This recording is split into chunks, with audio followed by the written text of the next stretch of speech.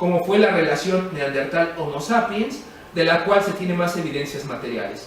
Por lo tanto, se puede sugerir que los dados se cargaron siempre a nuestro favor, a diferencia de otros parientes homínidos que también estaban jugando en el mismo tablero. He ahí que podemos hablar de este tema en la actualidad. Pero no tratemos de borrar la idea de que los beneficiados pudieron haber sido otros, y no nosotros, ya que solamente somos una especie más en el tablero del juego de la vida.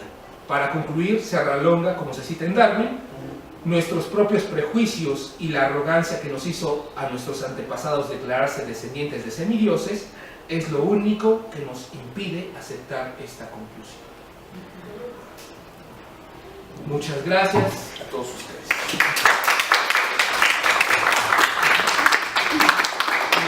Y de elementos conceptuales que permiten arribar a esta cuestión de que la conclusión es muy fuerte y dicha así sintéticamente: todo sistema abierto que llega al equilibrio está muerto. Esa es una conclusión muy fuerte y que me parece que también con lo de haber comentado lo de Che Guevara se habla de la idea de que nada está terminado, de que siempre es un relanzamiento, ya sea pensado en espiral o como sea, pero siempre hay un relanzamiento, ¿sí? Nada es estático, definitiva, absoluta, metafísicamente pensado. Creo que por ahí hay un fundamento filosófico fundamental, ¿verdad?, que está más del lado de Heráclito que de Parménides, ¿no?, por un lado. Por la otra, a mí, en función de mi hiperespecialización en el psicoanálisis, sí se conecta mucho con la cuestión de este sistema abierto que llega al equilibrio, está muerto. Me parece que toca mucho las cuestiones cuando Charles Lacan está muy interesado en ver las manifestaciones del deseo y darse cuenta que cuando falta la falta, digamos, cuando falta el desequilibrio, pues no hay deseo, y entonces está muerto. El deseo, o parafraseando lo que usted nos ha explicado a través del desequilibrio, sin el deseo como aquella carencia fundamental que permite desear. Si no hay deseo sin carencia, si se tiene lo que se desea, pues no hay deseo. Entonces, y él postula un tipo de término también que es intraducible realmente al español y cuesta trabajo. Habla de yancia, ¿no?, como de una falta fundamental que hace que el ser humano se muera. Sin deseo no hay vida, digamos, está muerto. Sí, es muy atractiva la idea de los sistemas, entrar a la teoría de los sistemas, siempre me ha parecido, aunque tengo cierta resistencia, que tengo que analizar por qué, pero como que no me quiero nunca convencer del todo, porque me parece muy mecánico a veces y muy mecanicista. Pero hoy, al ver las conclusiones, dijéramos, de que eso pues es un orden que está provocando de alguna manera la gestación de nuevas posibilidades. En el caso de la evolución, digamos, al revisar, por ejemplo, autores como Chomsky, que parte de las ideas innatas, del poder creador del lenguaje, a veces yo he pensado que no somos, dijéramos, ni siquiera una especie, o dijéramos ligado a toda esta evolución, como ahorita lo vimos en Escalerita, o todas las conexiones que hay, sino también que también podría ser pensado desde el lado de que somos una especie diferente a toda esa cadena. Ninguna de las especies animales, cuando establecemos esa dicotomía entre lo natural y lo humano, ninguna de las especies animales habla. La duda está por el lado del pensamiento. Piensan, yo creo que sí piensan, pero es un pensamiento muy limitado, muy restringido. Y también lo tiendo a establecer en relación al lenguaje. Cuando Vygotsky plantea que el lenguaje no es más que pensamiento exteriorizado y viceversa, ¿verdad?, el pensamiento no es más que el lenguaje interiorizado, hay una relación estrecha entre ambos, ¿no?, como que indisoluble entre ellos. Y el ser humano, pues, tanto piensa como habla. Y dijéramos, tiene un pensamiento complejo, no un pensamiento simple. Es un pensamiento de un encadenamiento que puede incluso llegar a su propia negación.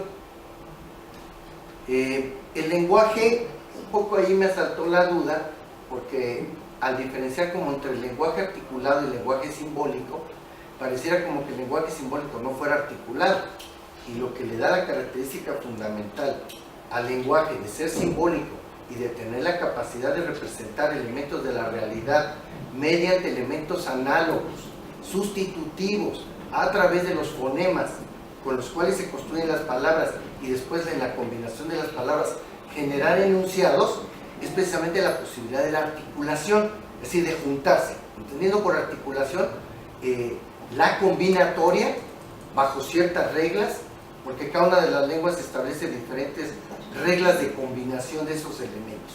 Y ahí es donde conecto con el punto de la conclusión interesante de decir, pues es un hallazgo pensar las cosas en términos de que todo es articulación, desarticulación, articulación otra vez.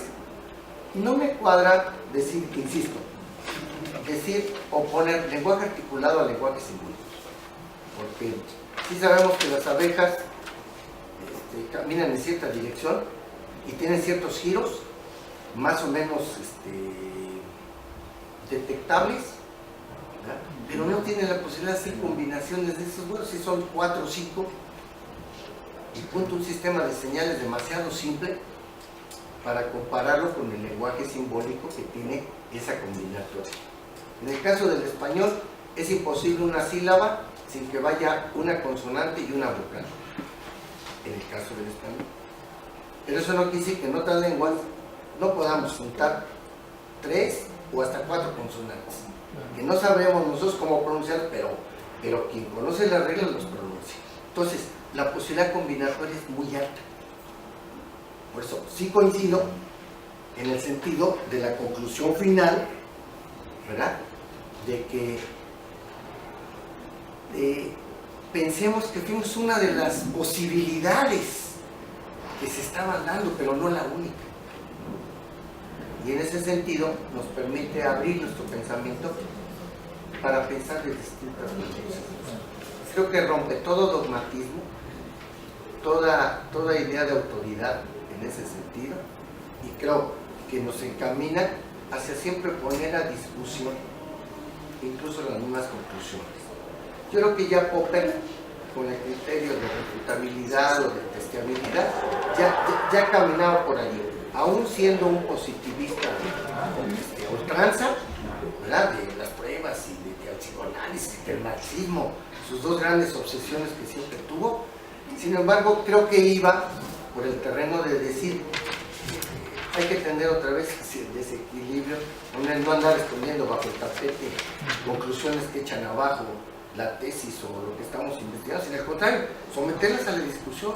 ¿Sí? ¿Qué es esto frente al resto de cosas que parecen haberse demostrado fehacientemente a veces por el dato?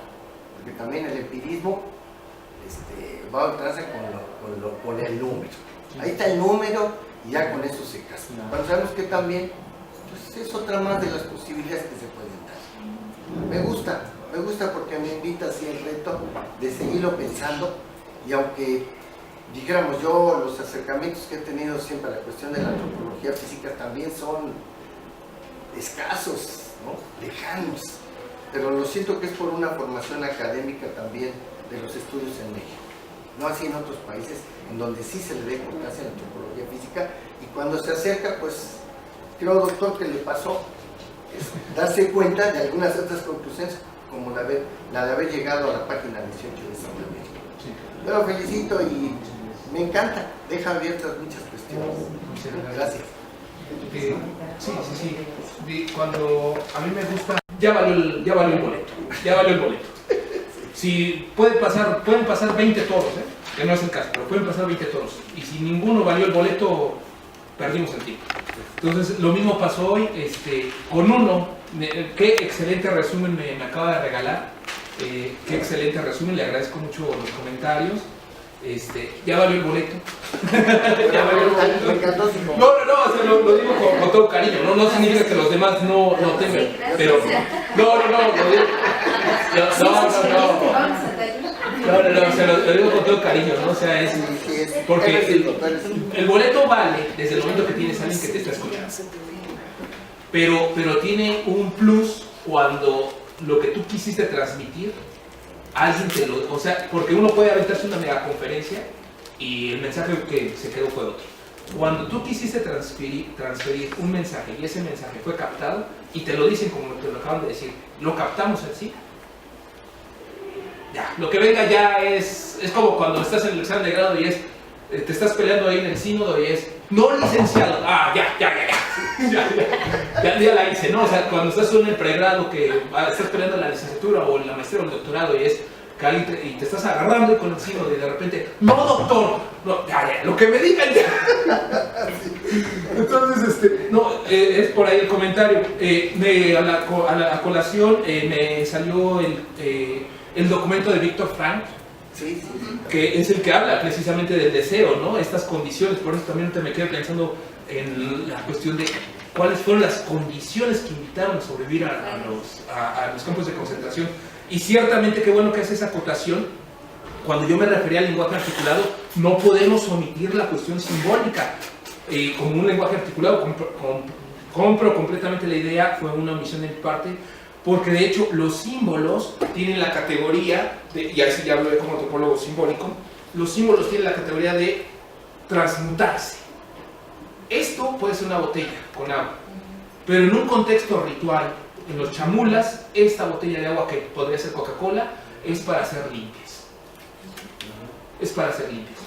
Pero en el momento que yo lo estoy escupiendo, porque hacen el efecto de no ingerirla, sino de la Coca-Cola, tendría que ser Coca-Cola, pero bueno, la absorben y la escupen, es un símbolo dominante. Pero el mismo símbolo dominante, es decir, esa Coca-Cola, puede tener otra categoría simbólica en otro contexto completamente diferente. El mismo envase de Coca-Cola, el mismo contenido, nos va a servir, por ejemplo, para llenar una cubita y decir salud. En México es perfectamente una grosería que si tú estás tomando entre varones o con una dama y no le dices salud, es una grosería, es una declaración de guerra pública. O sea, por eso, dense cuenta, cuando uno abre una botella, casi siempre se sirve y demás, y haces salud. Te caiga bien o te caiga mal es salud. O sea, ¿por qué? Porque si tú no haces el salud, es una declaración de guerra en México, en contextos mexicanos. Pero bueno, entonces el comentario es ese, ¿no? Ciertamente la transmutación del símbolo, ¿no? O sea, tiene que ser es una cuestión articulada y el símbolo adquiere niveles de dominante, dependiendo de la condición, o de secundario. Porque el mismo elemento material que se articula socialmente cambia dependiendo del contexto. Cambia dependiendo del contexto y la situación. Ya lo vimos con el caso de la Coca-Cola, ¿no? Hay otro caso, a ver, déjenme acordarme. Pero ese es de los Cuna de Brasil. No, a ver, déjenme pensar rápido uno en México, nada más para cerrar con este ejemplo. La categoría compadre. En México somos el único país que tiene más de 500 definiciones de compadrazgo. En el mundo, Y tenemos compadres o comadres de todo. Pero la categoría compadre y comadre primero es una categoría que remite al principio del incesto. Tú tienes a tus compadres o tus comadres precisamente para poner un freno religioso para no tener acto sexual. Porque no decimos públicamente, bueno, es que hay dos dichos, a la prima se le arrima y al primo se le encima, y a la comadre se le agarra las pompas o algo, es medio burlación, algo así.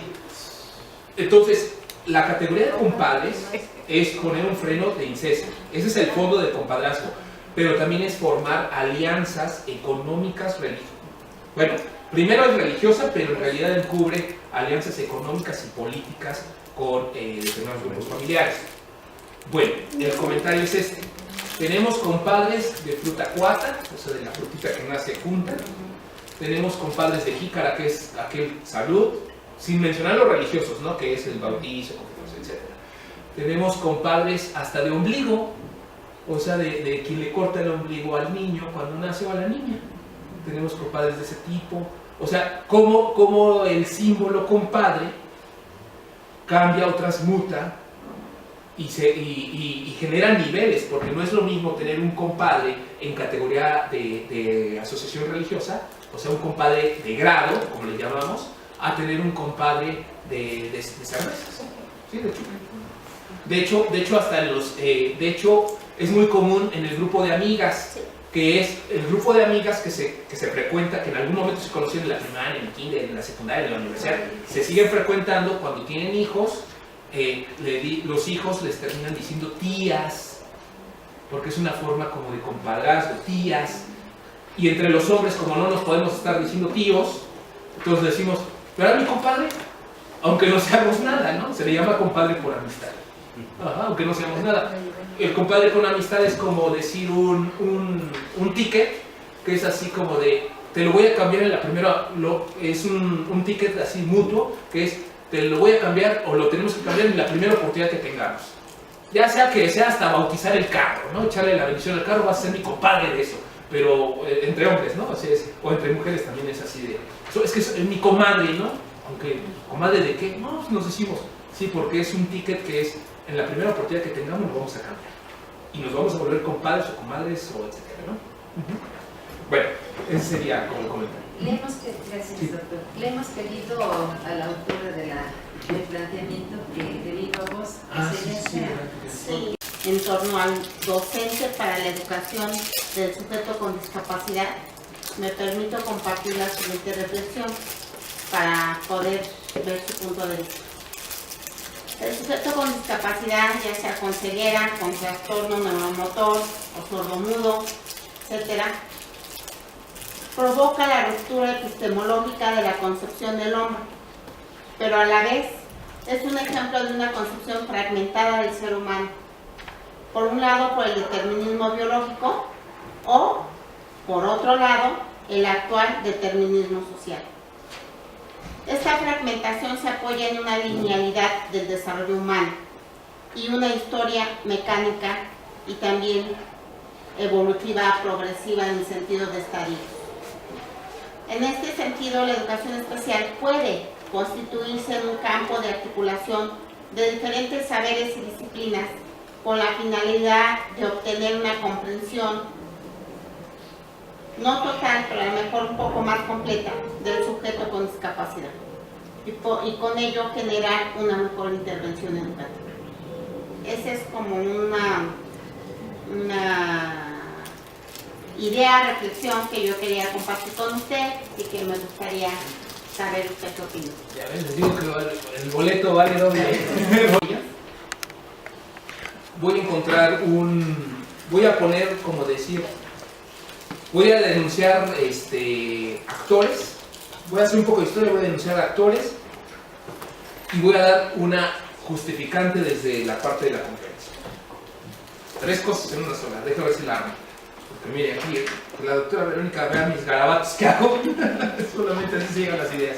Bueno, he hablado en la conferencia que siempre existe la categoría del otro. El otro es en oposición de mí. En este caso el otro son las personas discapacitadas, ¿no? Que ahora con un lenguaje inclusionista se les está dando voz y voto, sobre todo voz, pero es una tendencia a una cuestión de redimir el exclusionismo que estaba o que fue eje no solamente de los años 30, sino que ha sido eje de toda la Guerra Fría y ha sido eje hasta el año 2000, vamos a decirlo así. A ese discurso se le está sumando la reivindicación a la preferencia sexual. ¿Por qué? Porque es en oposición, siempre es yo soy en oposición del otro. Pero yo no hablo de yo, Roberto Rivera, sino es en términos de ideología. Hago un poco de historia. Recordemos que cuando toma Hitler el poder, lo primero que él hace, antes de estrenar los campos de concentración, lo primero que él hace es manda a reformular las leyes de Nuremberg, que es un hecho histórico, las manda a reformular y justifica el proceso de eutanasia no solicitada. Y por la eutanasia no solicitada, toda persona con discapacidad o deformación física casualmente muere, aunque nada más sea por una gripita en los pies. Eso tiene una categoría, no recuerdo en este momento, se han hecho varias tesis al respecto, sobre esa práctica que era de ir empezando a limpiar, hacer una selección social, empezar a limpiar a los débiles, o sea, los que nos causarían problemas, ¿no? O sea, los que reclaman atenciones especiales, aquellas personas con problemas mentales, físicos y demás. Era casualmente, si tenía una gripita iba al médico, el médico ya tenía por instrucción y por leyes de Nuremberg que le autorizaba hacer la eutanasia no solicitada, ¿no? Y nada más reportaban a las personas, se murió, oye, pero si era una gripita, pues se murió. Sí, está documentado eso, ¿eh? De hecho, eso fue el contexto de los años 36 al 38, antes de los campos de concentración. Por eso podemos hablar no solamente de 6 millones de víctimas, sino de más de 10 millones de víctimas. Bueno, los rusos ni se diga, también hicieron lo suyo. Los rusos ni se diga, pero bueno. Ciertamente hay una ruptura por esta cuestión que me refiere. Comparto la idea, hay una ruptura y hay un intento de reivindicación discursiva solamente, y que para justificarle el discurso evidentemente se han tratado de construir planes de estudio, y no niego que hay muy buenas intenciones de quien trata de implementarlo, pero es una instancia discursiva, sobre todo en relación de reconocimiento del otro. Pero aquí estoy incluyendo también otras preferencias, o sea, porque se sumaron todos estos discursos, los indígenas, las minorías. En verdad, es el semillero de futuros científicos. No es la prepa, no es la secundaria, no es la universidad. Ahí ya nos dedicamos nosotros a malformar lo formado, ¿no? es la base del kinder. Pero ¿a qué voy con esto? A que si tú ya no produces, eres un estorbo. Pero esa razón de este neoliberalismo. Ahora, no estoy diciendo que en el comunismo se tenga mejor condición con las personas ancianas, pero sí se está viendo de que aquí el neoliberalismo es, si tú no estás produciendo, eres un estorbo. Si tú ya tienes 70 años, ahí está el asilo. Si tú ya nada más estás como robando aire, como que ya le vas acelerando el paso. Si tú me estás derogando posturas económicas para atención especial a ti, pues es así como de, lo hago por mero compromiso. O lo hago porque el Banco Mundial me obliga, que por lo menos aparente que lo estoy haciendo, aunque la verdadera intención de las personas que se dedican a la atención sea otra. Vamos a decirlo, la misión detrás de la misión. O sea, es, por una parte yo tengo que justificar que lo estoy haciendo, que no tiene nada que ver con la buena voluntad, porque sí tiene que ser una buena voluntad de las personas que sí lo están haciendo verdaderamente, pero tengo que justificar que lo estoy haciendo, pero en realidad no me está interesando del todo, ¿no? Ahora, desde el lado de la conferencia, a ver, déjenme hacer el cuento, 1, 2, 3, 4, 5, 6, 7, 8. 8 tenemos lentes. Si la selección natural hubiera sido tan perfecta como lo habíamos dicho, o como se había pintado, todos los que tengamos lentes por astigmatismo o por miopía, y que yo tengo por cierto los dos, no tendríamos por qué estar aquí. Sí. Es que hubo una serie de procesos, y aquí a todos los que tienen lentes, y si no los tienen, les apuesto que se los van a querer comprar, es una apuesta, es una hipótesis, que es, hubo una serie de procesos en el periodo evolutivo que obligaron que esas personas que eran incapaces de la cacería, porque alguien con miopía o astigmatismo no puede cazar, tuvieron que desarrollar habilidades mentales por encima del gremio, y por lo tanto cobraban por esas habilidades mentales, alias se volvieron los médicos brujos, alias se volvieron los chamanes, alias se volvieron los científicos, y cobraban cobraban con el lienzo por las cosas que no podían hacer el resto. ¿Cuántos libros de muy buena autoría han salido precisamente de personas con Down? ¿Cuántos libros? Son personas que buscan una oportunidad y esa búsqueda de una oportunidad se suman con las buenas intenciones de las personas que verdaderamente están comprometidas en la atención, que viéndose el espejo estamos contracorriente, ciertamente, que los recursos son limitados, ciertamente, pero como decía el compañero hace rato, pero existe el deseo de servicio a estas personas. Yo aplaudo y le felicito. Si usted está atendiendo personas con discapacidad, yo le aplaudo y le felicito, y si yo le puedo apoyar en algo, con todo gusto, cuente conmigo para ir a dar una conferencia, una plática, yo me sumo a la causa. Sí, y le invito a que no pierda la esperanza. O sea, no pierda la esperanza, porque desde la biología, ni usted ni yo, porque tenemos lentes, tenemos que ver esta cosa.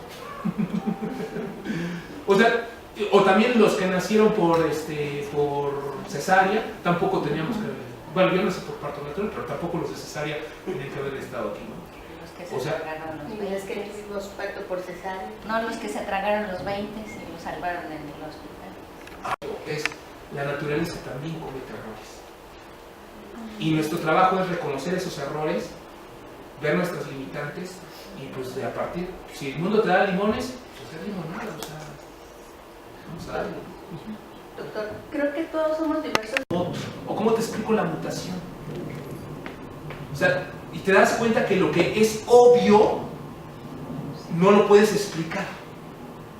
Carl Sagan lo que hacía era eso, iba, planteaba y de repente una niña levanta la mano y le dice, ¿por qué la Tierra es redonda? Shazam, diría mi director de tesis, Scott Robinson, ¿no? El director de tesis doctoral. Shazam, en el momento de iluminación, le medio respondió y la respuesta se llamó un libro, un planeta, un punto azul. Otro niño le preguntó en otro momento, ¿y por qué razón el ser humano ha logrado vivir en la Tierra? Shazam. Y salió Los Dragones del Edén. Otro niño le preguntó, ¿y por qué la lucha entre la religión y la ciencia? Shazam. Y salió el libro de ¿cómo se llama que se llama Una luz en la oscuridad? Que el subtítulo es Una luz en la oscuridad. Creo que está aquí en la bibliografía, déjenme ver. Sagan. Bueno, el comentario, creo que ya nos entendemos en el comentario, ¿no? O sea, ¿cómo se llama este libro? El mundo y sus demonios. Claro, en los libros no te dice, y yo me fui a una escuela y me preguntaron, no, él se pone de, ahí les va, ¿no? Por un gran descubrimiento mío. Sí, pero solamente en una entrevista que hacen en la película Cosmos, dice, bueno, ¿y usted de dónde sacó tantos libros, tantos? Pues yo me iba a las primarias, como dice la compañera, ¿no? Todos somos multifuncionales en el sentido de que todos aprendemos de todos. O sea, pues por eso pues invítenme.